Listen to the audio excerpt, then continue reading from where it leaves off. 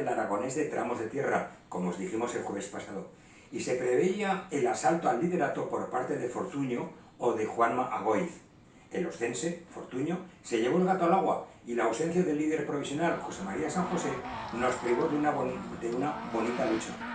El del Osca Motor Club se hace con el liderato y separa a José María San José con 11 valiosos puntos. En Copis es Coral Barroso, quien ascendió favorecida por la ausencia de Alejandro Gómez, que cae a la cuarta posición. Esta ausencia le sirvió a Tort y Soriano para subir a completar el podio provisional. En escuderías no hay cambio, sigue el dominio de SLT Racing. El próximo sábado, Rally de la Cerámica. Buena representación aragonesa en Castellón.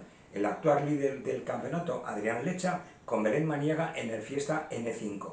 El luchador Alberto Martínez con Cristian Gómez con su Micra N5, que además vendrá a resarcirse de sus últimos abandonos. Laura Bonillo con Ana Mateo en su Civic R. Ismael Pina con Carlos Serrano en el sobrevirador Marta GT. Miguel García y Ricardo Edo en el Megane Coupé. Y Raúl Escalera con Raquel Játiva en el Astra GSI. Para el aragonés de regularidad se desplazan a tierras castellonenses Marino y Noelia San José, que lo harán con su Celica réplica, Josep Pla y Josep Sumaya, actualmente segundos en el campeonato, que intentarán asaltar el liderato del ausente José María Cabelluz, que en principio no se presentará a la salida. Alejandro Honorato y José María Roc con su Celica 2.0 y Joan Sabaté con Albert Sánchez en el Megane Coupé.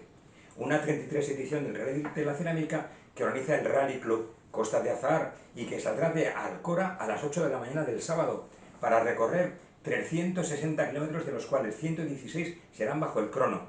Habrá que pensar en meter en el furgón de asistencia unas ruedas de agua, tal y como está el tiempo en Levante.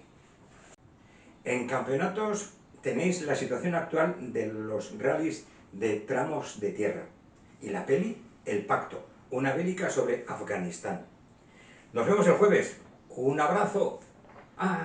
Por cierto, hemos solucionado los problemillas que teníamos con las comunicaciones y esperamos volver a fluir en nuestro contacto con vosotros. Lo dicho, un abrazo.